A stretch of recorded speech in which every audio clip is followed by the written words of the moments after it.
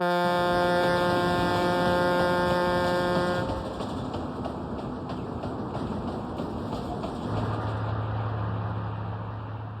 1994, Australia overtook Cuba to become the largest exporter of raw sugar in the world. The product of the Queensland cane mills earns nearly $2 billion a year for the nation. It's no secret that the sugar industry of the Caribbean was founded on the labor of African slaves. But few Australians have been told how their own sugar industry was created, by the sweat of men and women enticed or kidnapped by force from the islands of the South Pacific.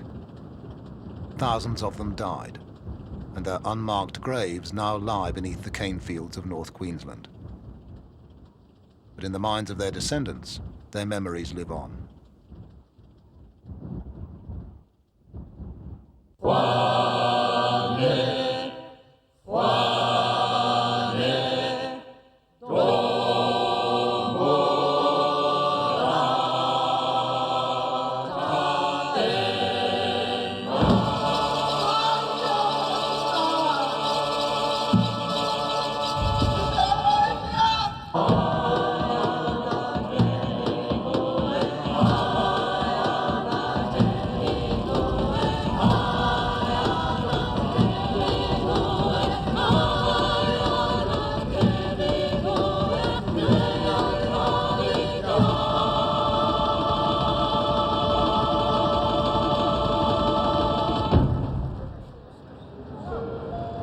This is the final boarding call for Air Vanuatu flight NF22 to Portsmouth. Your plane is now ready for boarding. Joe and Monica Leo are embarking on a journey to recover a small portion of a stolen past. Okay, Mrs. Leo, enjoy your flight. Thank you. Yes, sir. Have a good trip. Thank you. 100 years ago, Joe Leo's grandfather and Monica's father were transported by white men across this same ocean. Not away from Australia, but towards it, from an island far to the east.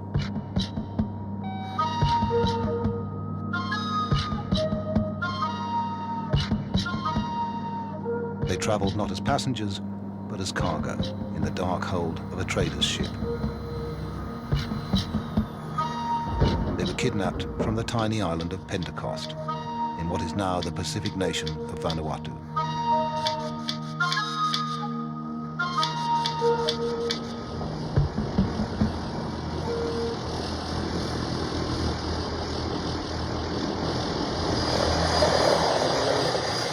Big arrow. I tell you, big arrow, Bob. It's a can.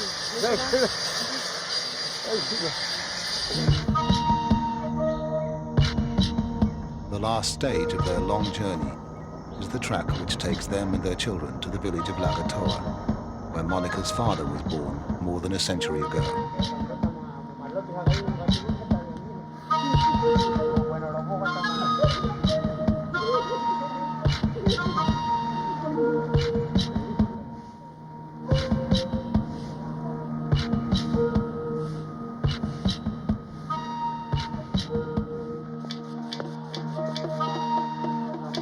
The villagers of Lagatoa have never set eyes on Monica Leo, but for weeks they've been preparing to welcome her home.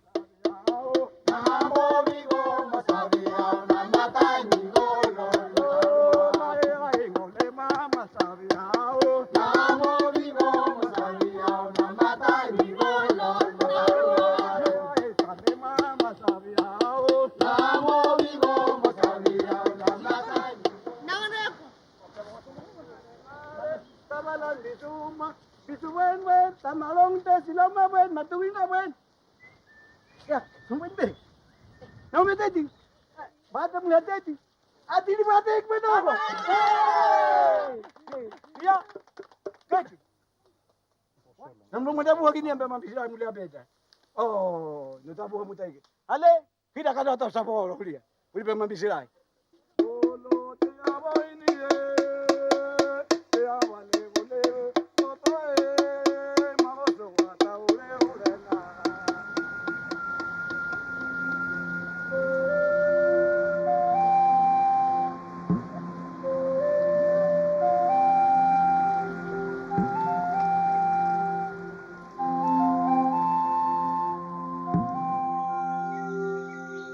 Monica's father and both of Joe Leo's grandparents were taken from the same beach on the same raid. To his astonishment, Joe discovers that the events of a single afternoon a century ago are still remembered on the island. The story, as we got it here in Pentecost, my grandfather and my grandmother and my wife's father was taken from Fully down on the coast on the beach. They were having a big feast and the ship come in, and then they just took them straight off the beach. And my grandfather, apparently he was in his teens. My wife's father was a very little boy, about 8 or 9 year old, and my grandmother, she was very young. She was only about 10 when they take him over to Australia.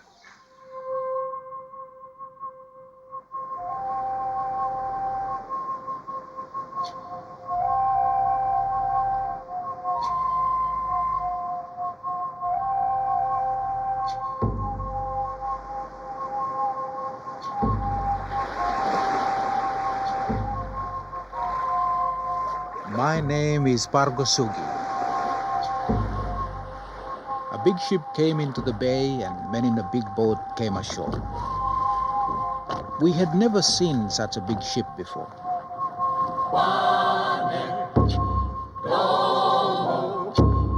We thought they wanted coconuts and fruit for trade, so we brought them these things. They took us to the big ship saying, "Don't be afraid, you come have a look at ship."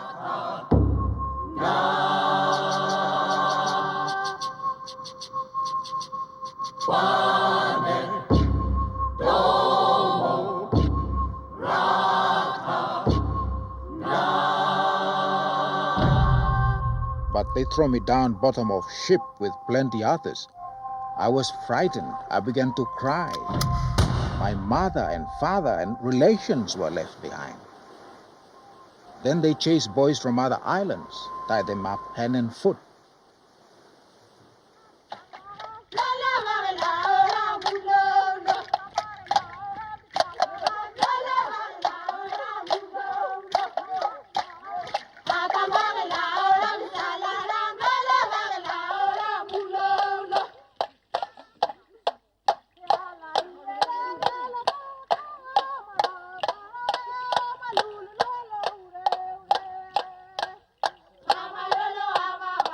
The one him where me harem time where me stop grow up. All fala refer long all get a ship sol se me say all boat belong still man. All boat belong still.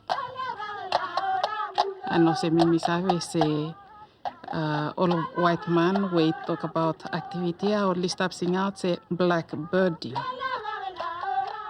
And only sing out say blackbirding where one name me talk here you me no save. But also, you misabe talem say one name way been happening hemi Pacific slave trade.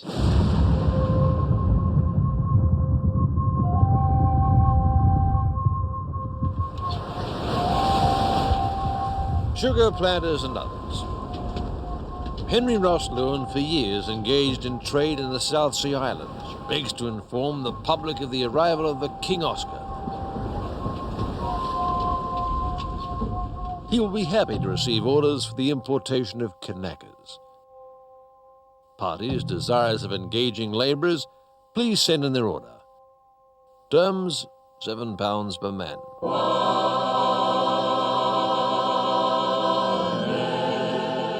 The first shipment of Pacific Islanders was landed at Red Bank near Brisbane in August 1863. In America, a bloody civil war was being fought over slavery. Just as in America, African slaves were used to work and establish the cotton plantations in the South, just as in British colonies like Fiji, Indian coolies were brought in, so too in colonial Queensland, we looked to Pacific Island labour to establish the sugar industry. Very few white Australians still understand that the Queensland sugar industry was based effectively upon slave labour.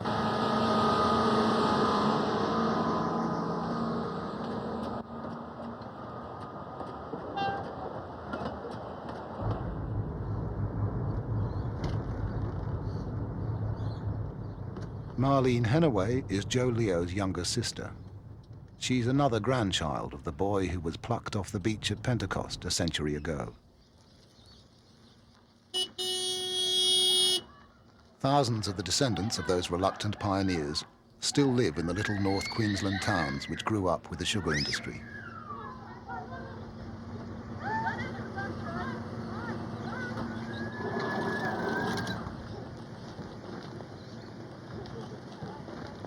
Marlene remembers her grandfather well, the old man she knew as Poppy. Poppy came from a village in Pentecost, from Pentecost Island. He was only 12 years old at the time, 12, 13-year-old. So you can imagine the traumatic experience that he would have went through.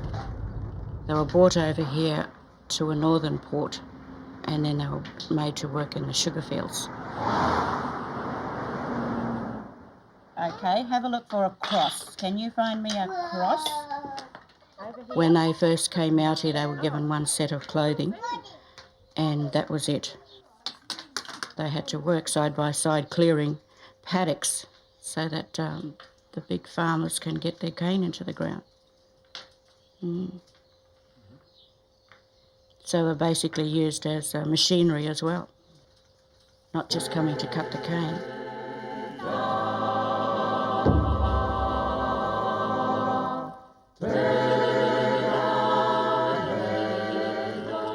Mi blong epi island.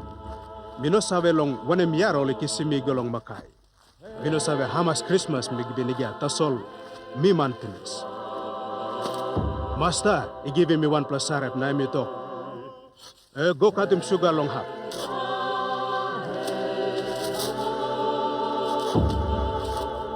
I get 1 plamani sabe was long mi plan nem blong em overseer. Sampla time this plow overseer I get big pla cross long olgata boy. I mi fight him now whip him olgata. Tommy Lamon Makai.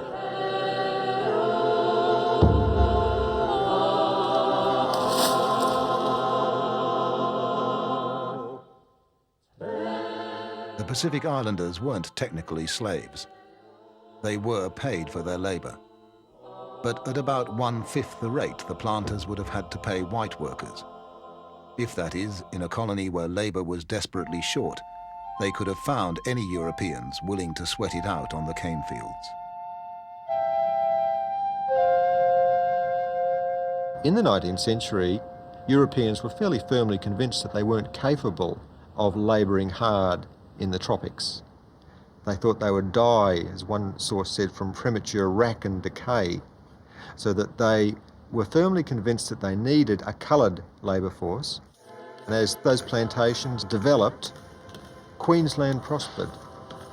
Queensland could not have developed as quickly as it did in the 19th century without the use of cheap Melanesian labour. There was no other way that it could have been done.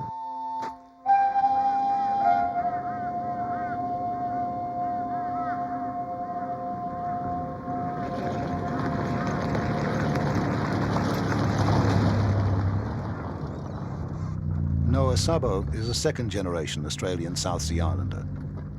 Now 74, he can remember the stories about life on the early plantations told to him by his grandfather, one of the very first islanders transported to Queensland back in 1863.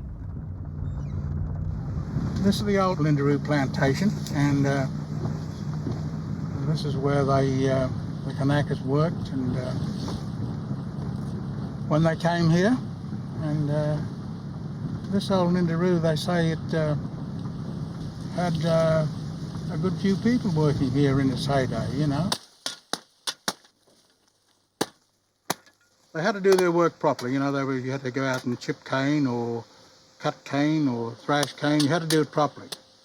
If you didn't do it properly, well, the overseer, he always had a big boot on, and he would, of course, he used to ride a horse too, and it didn't take him many minutes to get off the horse and give them a good taste of his boot, so that all the work was done properly. They couldn't slum up their work, but it was hard on the plantations.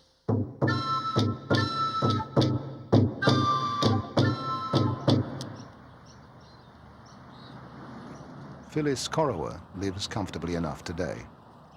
She's the oldest of 10 children. Their father, Moses Anaris, was kidnapped in the 1890s from Tanna, another tiny island in Vanuatu. Phyllis's maternal grandmother was brought to Bundaberg as a young girl. But whether she was enticed to come or was simply grabbed by force, family tradition no longer tells.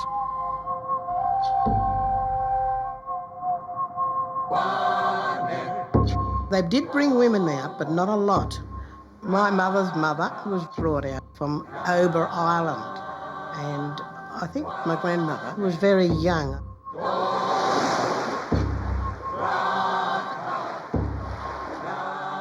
I have seen photos of her chipping cane, like the cane is already grown.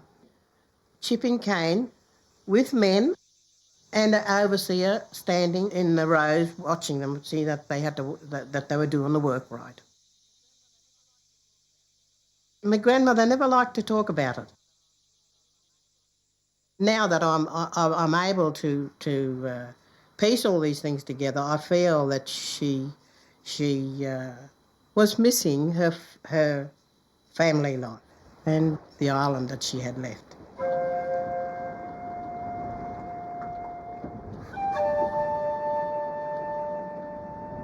Me come from Oba Island. Nemblo me hem mati telavus. When me come lo this country, Mrs. and Master calling me Elizabeth Oba. Me house girl and me clean him house belong Mrs. and Master. Me play with them pikinini belong Master and me sing him island songs from my home.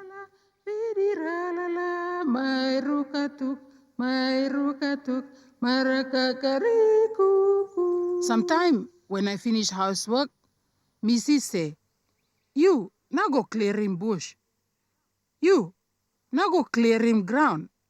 For Master, me dig him tree and plant him plenty sugar cane." However hard the life in the cane fields, there was little the islanders could do about it. In the rest of Australia, white workers were organising. Trades unions were being formed. The working class was becoming one of the wealthiest in the world. But on the sugar plantations, Melanesian labourers were forbidden by law to strike for better wages or conditions, or to desert their employment. The penalty for absconding was 3 months' imprisonment. Right from the start, the so-called Queensland labour system was a subject of fierce controversy in Australia. Kidnapping, slave trade and slavery are ugly words to use. We have no hesitation in denouncing the trade in human beings. Do we want a sugar industry in this country, or do we not? Are we to accept slavery in Queensland when our brothers in America have shed their blood to end it? If the government wants regulation, let them pay for it. One thing's certain, without the nigger, we wouldn't have an industry at all. Mackay Mercury. There was considerable pressure for total abolition of the Pacific Islander trade that especially came from Melbourne and from Sydney. So you have a situation rather like how the American North denounced the slave-owning South. So here in Australia, you have the Australian South denouncing rather contemptuously the slave-owning north of Australia and especially of Queensland. An act to regulate and control the introduction and treatment of Pacific labourers, March 4, 1868. Eventually, a reluctant Queensland Parliament was forced by public pressure to make some attempt to control the labour trade. Although dominated by pastoralists and plantation owners, it passed an act in 1868 which required employers to provide Melanesian labourers with food and clothing and a wage of £6 per year. The maximum length of a labour contract was 3 years, and the employer was responsible for paying the islanders' fare home.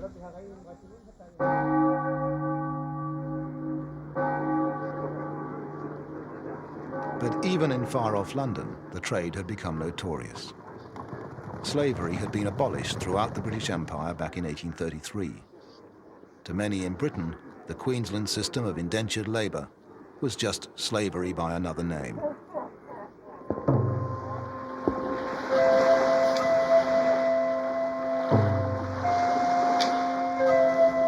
The most scandalous stories to reach British ears came not from the plantations in Queensland, but from the islands. In 1872, the British Parliament passed the Kidnapping Act to try to stop the forcible abduction of islanders by unscrupulous traders. Kidnapping was not entirely stamped out, but after that, most traders relied more on persuasion and less on brute force. Exactly what the islanders were told about Australia, it's impossible to know, but thousands were induced to sign on. Islanders knew that they could go to Queensland for 3 years, work on a plantation or farm, in that time collect what was to them a substantial amount of European goods, axes, knives, guns, and that's really why they participated so willingly in the last 20 years or so of the labour trade.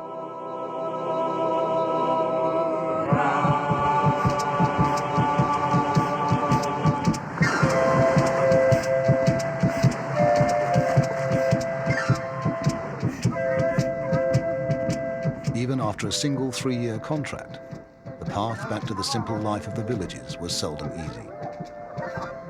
And the longer the islanders stayed in Australia, the wider grew the cultural gulf that separated them from the world they had left.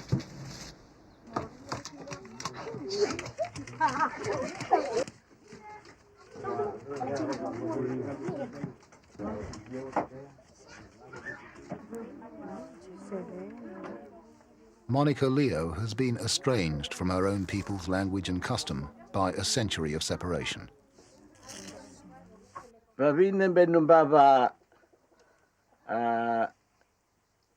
Tamamwa misal memea mambaba hogosin tamam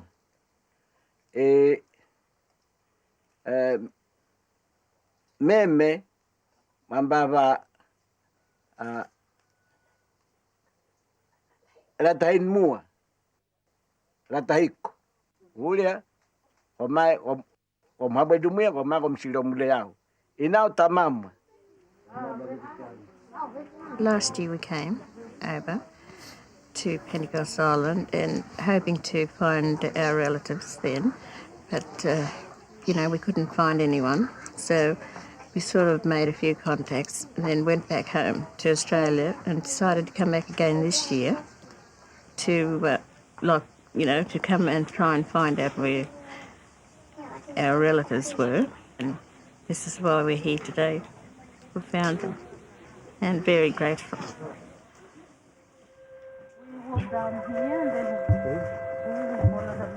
The discovery that their chief had a first cousin living in Queensland, Australia, came as a complete surprise to the villagers of Vanuatu. They had never known what had happened to the relatives who disappeared so mysteriously in the Blackbirders' ships. There was even a legend in the village that they'd been taken to a neighbouring island and eaten by their traditional enemies. Let me help you.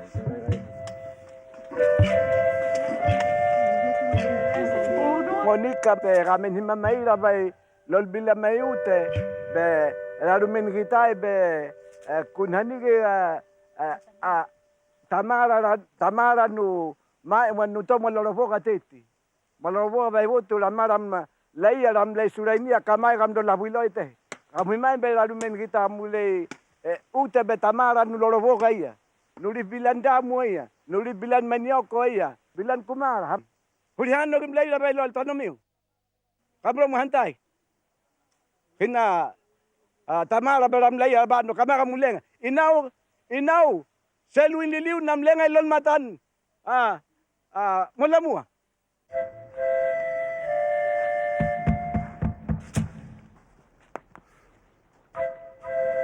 Joe Leo's grandfather had come from another village higher up the mountainside, but the path to it has been little used for the best part of 90 years.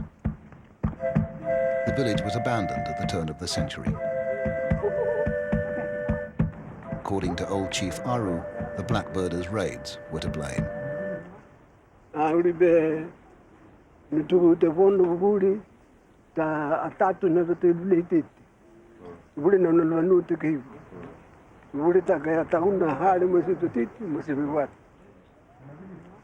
It's a story that was repeated all over the islands of Vanuatu.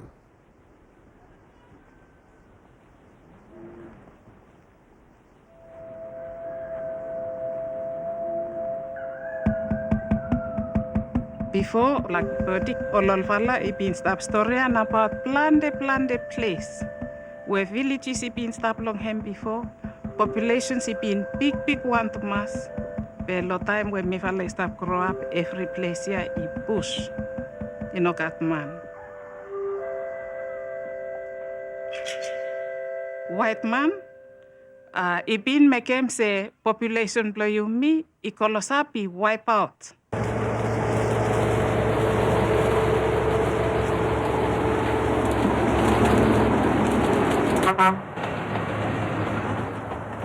By the 1890s, more than 50,000 people from dozens of Pacific islands had been transported to Queensland on 3-year contracts. Most then returned to the islands, but some decided to stay. Segregated from the European settlers, they brought their islander culture to the creeks and gullies on the outskirts of the sugar towns. Being an agricultural people, these Kanakas, they tried to have the habitat they had over there, they tried to revive it over here, working the soil, planting their gardens, and it doesn't become old with them, you know, it doesn't become old hat with them. Every day they'll be there.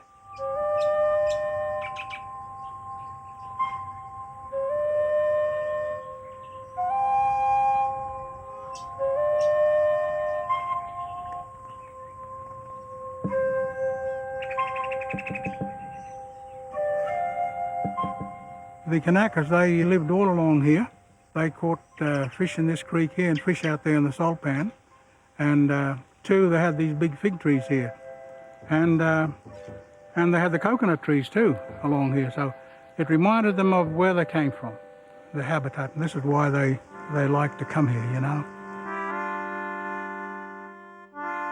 But gradually the pull of the islands would weaken. As the decades passed, the songs they sang, the clothes they wore, the very way they thought came more from the world they lived in and less from the world they'd left. Let's go, short pass, quick pass, come on, toss it around. Okay, come right, bring it back. Okay, switch it around to the corners now, all in the one move. I used to take great delight in saying to my friends that I'm the grandson of a cannibal. And I used to play little jokes on them, such telling them my grandfather ate people and the kids used to run and scatter. Quick ball, Evie. Oh, back you come, Jamie. Des Egmalesi's grandfather arrived in Bundaberg from Santo Island in 1887. It would be 6 years before he saw his island again. Turn it over, mate, quick, turn it over. Good rolling, Jeffrey. Grandfather Egmalis completed his 3-year term, and for reasons unknown only to himself, he agreed on another 3 years. Then he went back to Santo, all geared up in his hobnail boots and straw hat, felt hat, and fully clothed, as opposed to when he left in a loincloth and nothing else.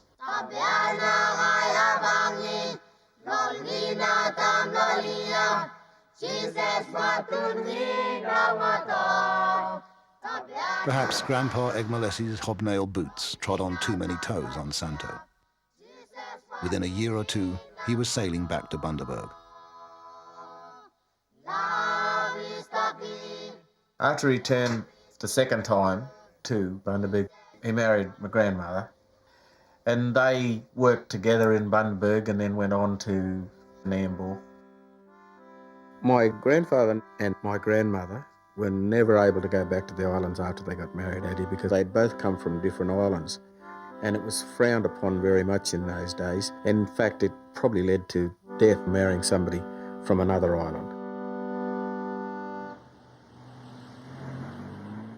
By the 1890s, the town of Bundaberg had grown rich on the proceeds of the sugar trade.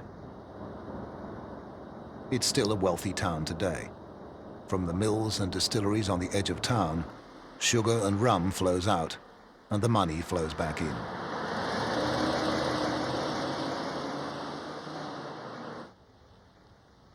In Bundaberg Cemetery, grandiose memorials to the old planter families stretch in well-kept rows.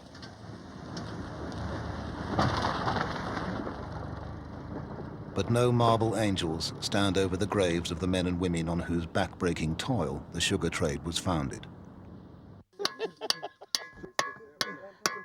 That's enough my work. I'm an office worker, really.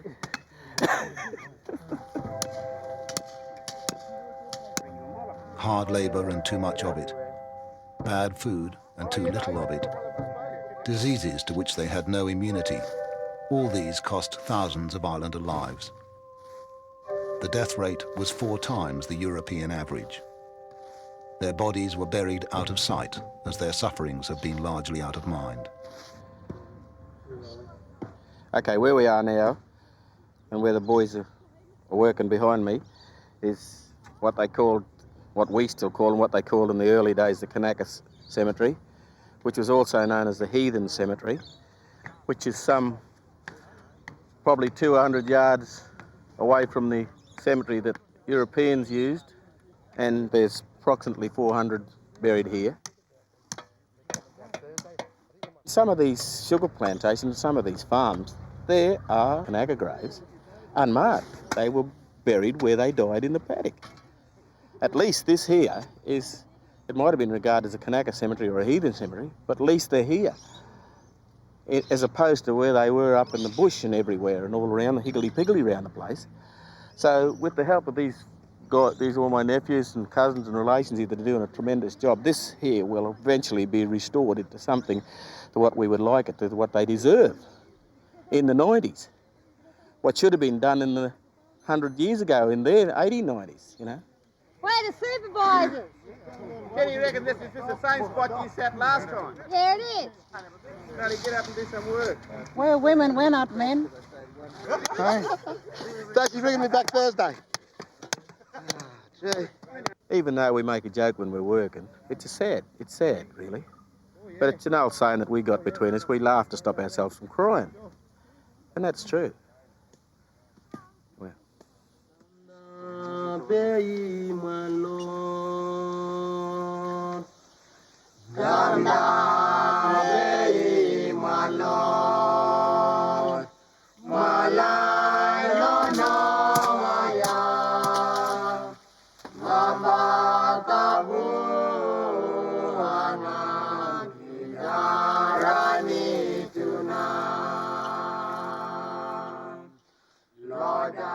Most of the islanders who chose to stay in Australia made efforts to assimilate to their new land.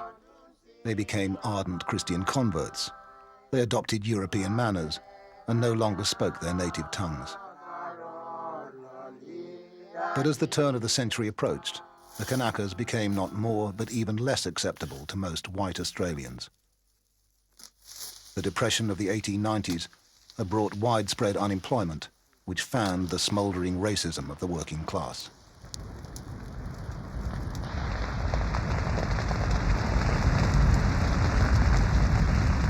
This cancer of alien-coloured labour has been allowed to eat into our country for far too long already. Naturally weak constitution. This is the Kanaka's great secret. And no white woman is safe alone in a Kanaka He doesn't district. die altogether. But He these remains brutes can half never be dead and trusted. quite submissive.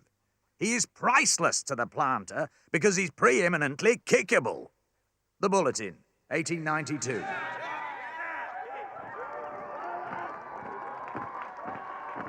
From the early 1890s, it was the white labour movement that took up the cudgels most energetically in terms of the abolition of the Pacific Islander labour trade. The opposition was primarily economic, fearing that workers' wages would be undercut, but also was part of a much wider image of Australia and the labouring classes as this being a land for white men, unfortunately, but this being a land for white people. And I suppose this is best exemplified in the labour press, in magazines like The Worker and The Boomerang, so that Melanesians were portrayed as savages, untamable savages, especially sexually.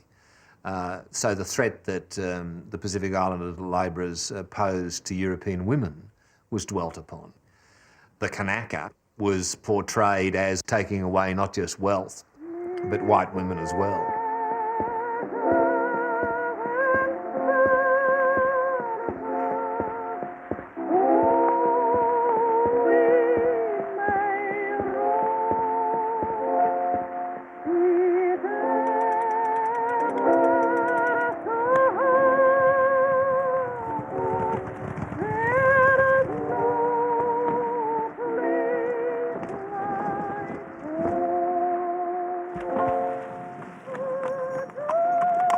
Mr. Speaker, I have been strongly affected by the ideal of a white Australia and by the hope of being able to keep away from our shores forever. In the jubilant atmosphere of federation, the call for a white Australia swept through all the former colonies.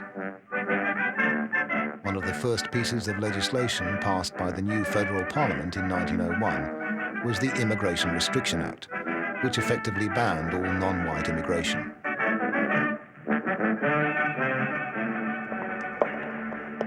In the same year, Parliament was presented with a bill to put a stop to the Queensland labour trade. The sugar planters fought a stubborn rearguard action. Responsible men in Queensland are talking seriously of resorting to civil war. A miserable pittance, and are dealt with very much in the same way as slaves. The death of the sugar industry and will create a bitter feeling against federation and the planters lost, and the act was passed.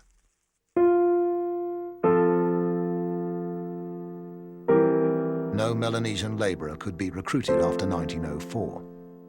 And 2 years later, the Act laid down Pacific Islanders already in Australia were to be forcibly deported.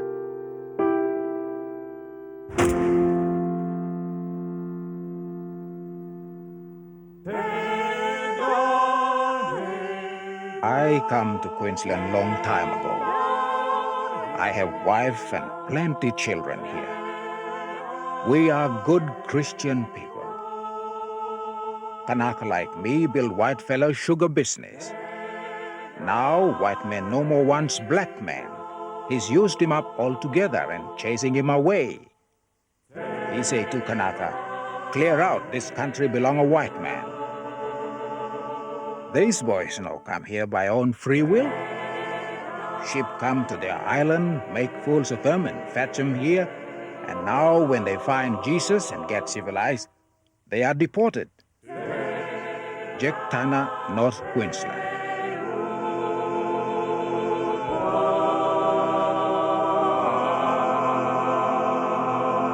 The islanders themselves fought to remain in Queensland, and they came together in a political organisation and fought back quite successfully with petitions and with deputations to say that they had a right to stay in Australia.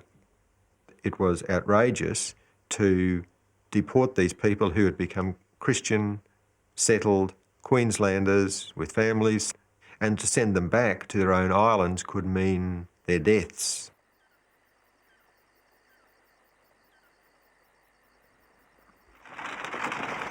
The cries of protest from the cane fields were eventually heard in Brisbane. 6 months before the deportation was due to take place, the Queensland government appointed a royal commission. On its recommendation, the federal government agreed that old people, islanders married to Aborigines or Europeans, and those who'd been living in Queensland for more than 20 years could stay. All the others, around 4,000, would have to leave. There are families in Australia today that were split apart. Some brothers and sisters perhaps went back with father to the islands. Some children remained with mother in Australia. The scenes on the wharves were traumatic, full of anguish. Children, brothers and sisters, never saw the other sides of their families again once they sailed off on the boats.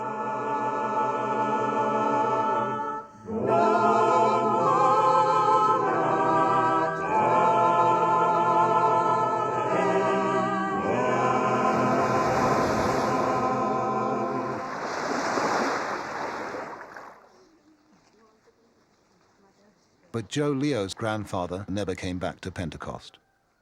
By the time of deportation, he was married and settled in Bundaberg and was allowed to stay. Monica's father was another of the few who managed to remain in Australia. Until her unexpected return, the people of Lagatoa had heard nothing about her father and had gradually forgotten all about him.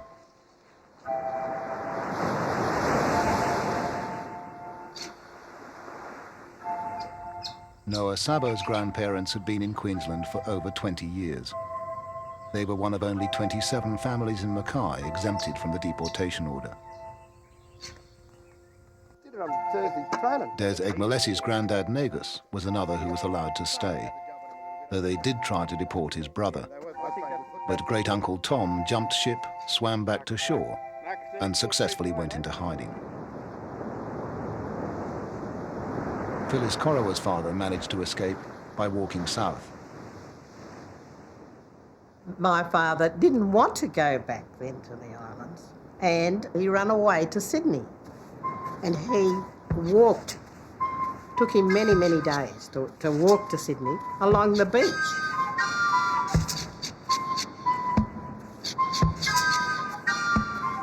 A white lady had a boarding house in Sydney. She used to take in all the islanders, and she hid him. And he said all he was doing was staying in the kitchen and washing up.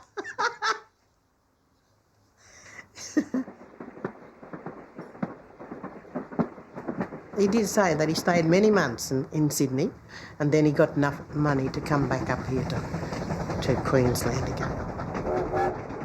He really wanted to work here in Australia. He said you could make plenty of money here, but it didn't happen that way. The sweetest story ever told. Here is the Australian version of it. I wonder if you knew that Australia is the only country in the world where cane sugar is produced and manufactured by white labour under white man's conditions and rates of pay. Splendid specimens these, typical sun-tanned Australian manhood at its best, and the cane they cut is taller than themselves. North Queensland has shown that the white man can thrive on hard work in the tropics. The Australian sugar industry... After deportation, the Australian Workers' Union launched a crusade to turn the sugar industry into a whites-only preserve. Farmers who used only European labour received a bounty from the federal government. And in 1919, as soldiers returned from the Great War looking for work, Melanesians were excluded by law from working on European farms. Some of the farmers were lenient towards a lot of the islanders because they were good workers, and they used to give them work of a night time. They used to go out and chip cane of a night time and cut the cane of a night time. My grandmother used to say that she used to go out night time and chip cane. That was a way that they could work illegally to survive, really. Less than 2,000 islanders had managed to avoid being deported. But ironically, to stay in Australia, most had to return to an island way of life.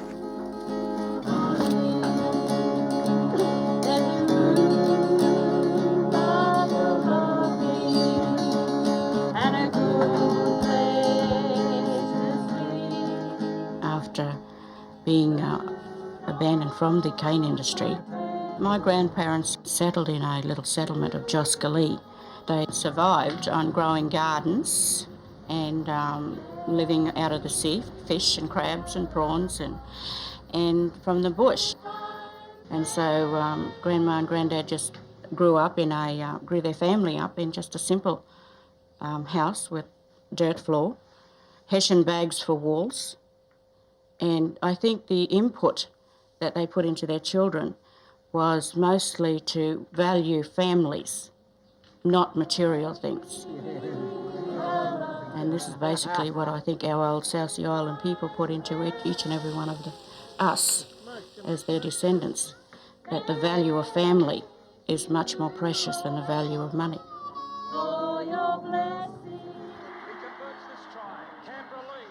points to nil. This is just a great bit of play down the...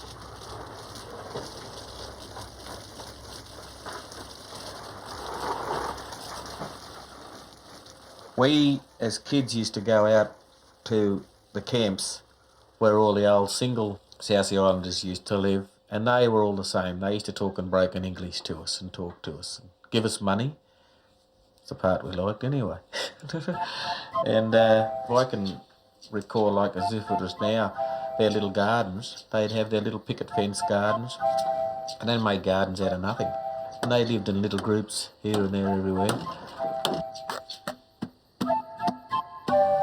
Grandfather Nags was quite adamant. He used to say, no, you're here in Australia now. You don't want to know anything about the islands.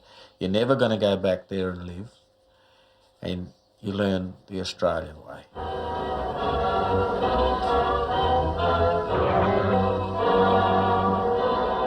Events in Europe prove that every man is needed. So here they come, answering the call. Men from every walk of life. And then once more the wheel turned, and Australia needed the islanders again. As thousands of Australians joined up to fight Hitler, the sugar farms lost their white field hands, and the Melanesians were called back to cut the cane. That was when Noah Sabo learned the skills of the cane cutter from men 30 years older than himself. All our old men, our uncles and that, they went back cutting cane. See, they knew how to cut it. And I tell you, they could work. And I remember going out with them. They said, oh, boy, you come tomorrow, we cut the cane. Oh, yeah. And I thought, well, I'll give it to these old fellas. But I tell you, at the end of the day, they had to nearly carry me home.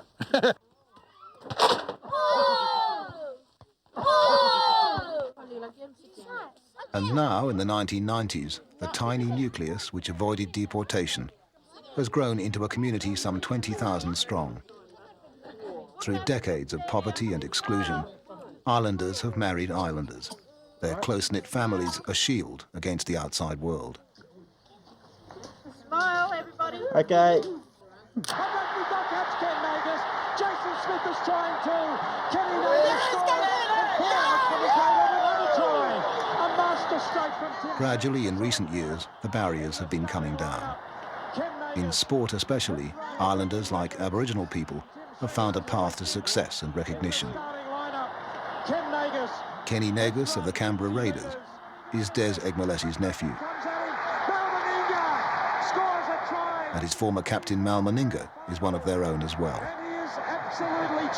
But how many football fans would know who the South Sea Islanders are, or how they came to Australia?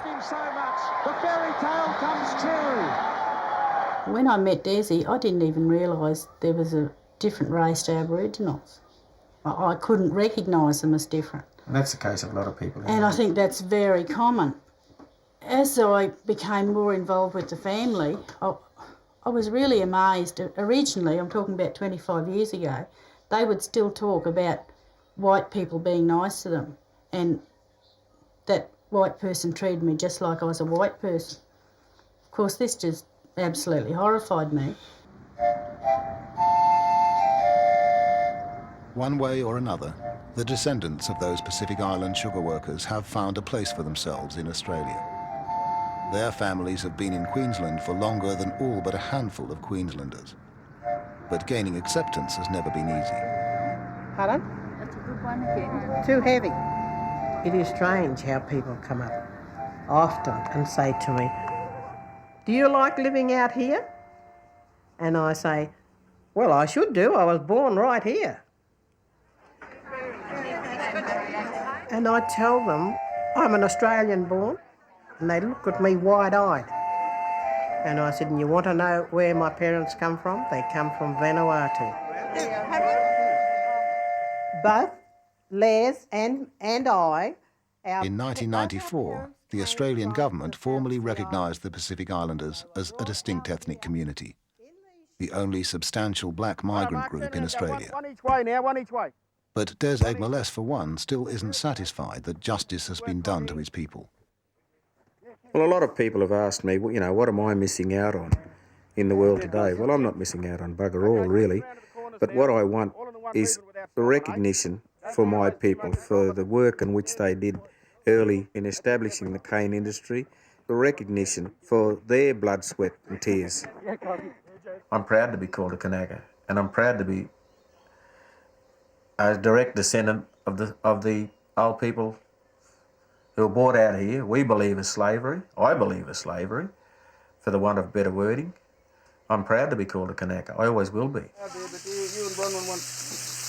Ron, do you want another couple of burnt snags or half-burnt snags? All right, The Kanaka's sweated labour laid one of the foundations for Australia's prosperity, which at last Australian islanders are just beginning to share. But like most people in this nation of immigrants, the islanders are finding that to be confident of who they are, they need to understand where they came from. More and more of them these days are making the journey to find out.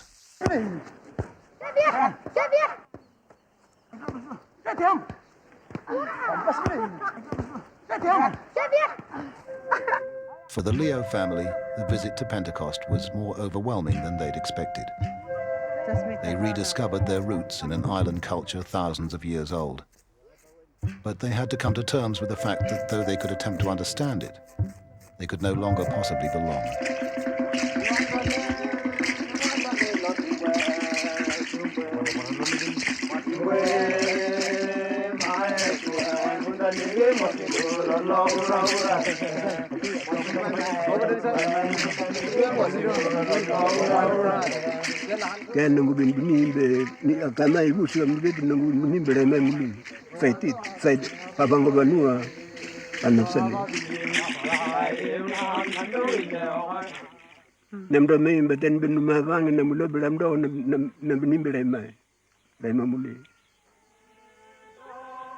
When you say to come over here and live, it's a hard decision because I got my home back in Australia.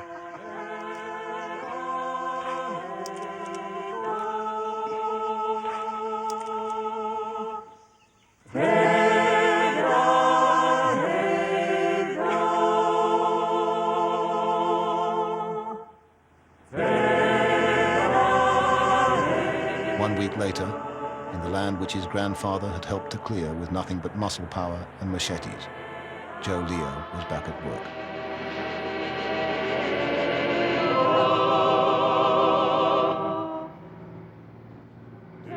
He and Monica are still trying to come to terms with what they found out on Pentecost, about their origins, their island culture, the history of their families, and about themselves. Them ships there now, they symbolise taken away in the boats in the blackbirding days. That's what those, and that's what that dance is all about.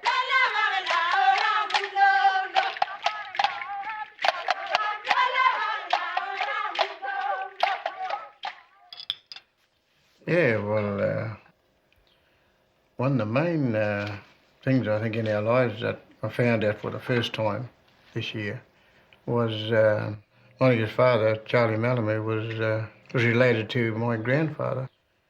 We really found out that we were supposed to be cousins. Very distant cousins, I hope. Known each other all our lives, we didn't even know we were related.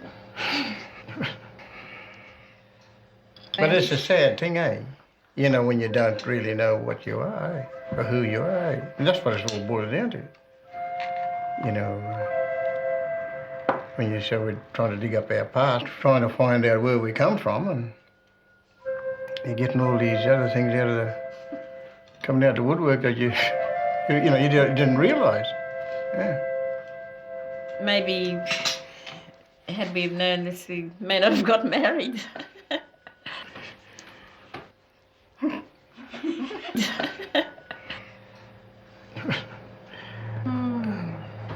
I cut there.